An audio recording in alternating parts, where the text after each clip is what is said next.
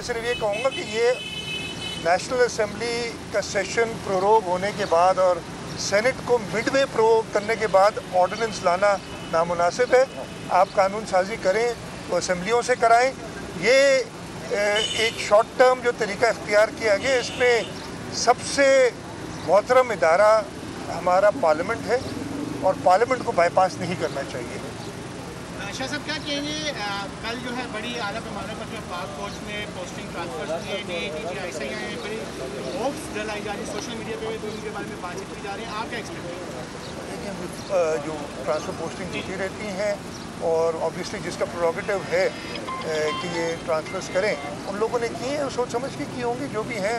और मैं कहता हूँ कि जिस तरीके से वहाँ पे ये होता है कि जी प्रोरोगेटिव के लिए कहते हैं कि जिसका भी प्रोरोगेटिव करें, बाकी इदारों को भी जिसका पावर है ना उसको ना रोका जाए तो ट्रांसफ़र पोस्टिंग करें। सर क्या कहेंगे, अर्ली इलेक्शंस की बातें की जा रही हैं कि आप समझते हैं कि अर्ली इलेक्शंस की तरफ मुल्क जा रहे हैं? अर्ली हो, लेट हो, टाइम पे हो, लेट तो अल्लाह ना करे हो, टाइम पे हो। इमरान खान मुझे नज़र नहीं आते, पीटीआई कहीं नज़र नहीं आती। और जो इस वक्त हालत मुल्क में उन्होंने की है, ख़ास तौर पे महंगाई, पूरी दुनिया पे ले आते हैं कि जी पूरी दुनिया में महंगाई होगी तो हमारे यहाँ होगी, ऐसी बात नहीं है। जिस तरीके से आपने मतलब ये एक तो महंगाई करके अवाम को तकलीफ़ में डाल के फिर उनका मजाक उड़ाना है कि जी कोई महंगाई हमने नहीं की, दुनिया में 100% हुई, हमने 40% की है। ये तो उस गरीब से पूछे ना कि महंगाई हुई है कि नहीं हुई है। यहाँ पे 20,000 के करीब ख़ानदान, टोटल नंबर कितने 16,000 कहते हैं, कोई 25,000 कहते हैं, मुझे नंबर नहीं पता। उनको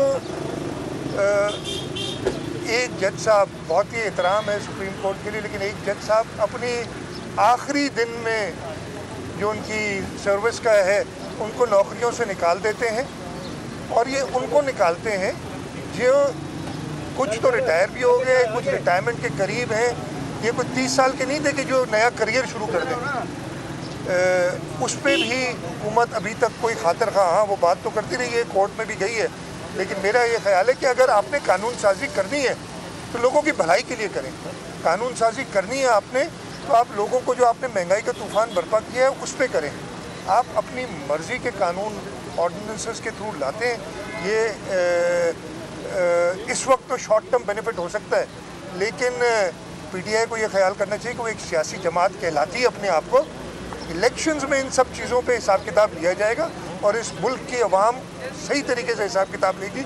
और मुझे और इस मुल्क के लोगों को पीटीआई कहीं नज़र नहीं आ रही अब अगले इलेक्शन में।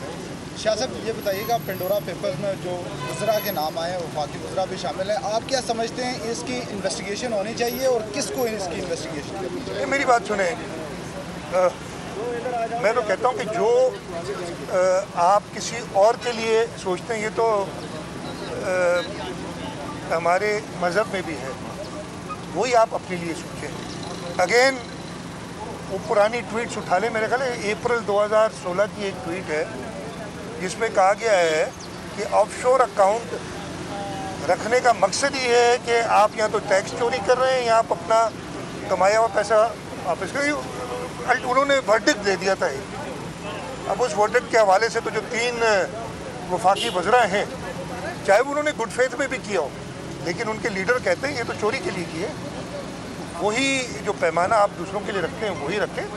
और सबसे पहले तो वो जो लोग हैं उनको अपने ओहदे छोड़ने चाहिए, ठीक है जी।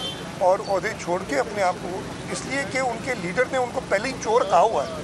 हम उसको तो बाकी लोगों को तो कहते रहते हैं, लेकिन इनको भी पहले से ही कहा हुआ है ना। जो आजकल वो नए नए टर्म चल रहे हैं, इंटरनेशनल सादिक और अमीन और पता नहीं क्या क्या, तो ये जो 2016 में कह दिया था कि वो सब चोर हैं जिनके ऑफशोर अकाउंट्स हैं। ये जो कुछ गुजरा के निकले हैं उनको तो अलग करें ना भाई काबीना से। इन्वेस्टिगेशन बिल्कुल होनी चाहिए, हर चीज़ की इन्वेस्टिगेशन होनी चाहिए, लेकिन इन्वेस्टिगेशन करने वाले अगर चोर भी खुद ही, और मुझे नहीं इतना ज़्यादा ज़बान पे वो बोल, लेकिन मुंसिफ भी वही और प्रोसिक्यूटर्स भी वही, ये कौन सा इंसाफ होगा? ठीक है जी, थैंक यू। सब्सक्राइब करें और बेल दबाएं ताकि कोई खबर रह न जाए।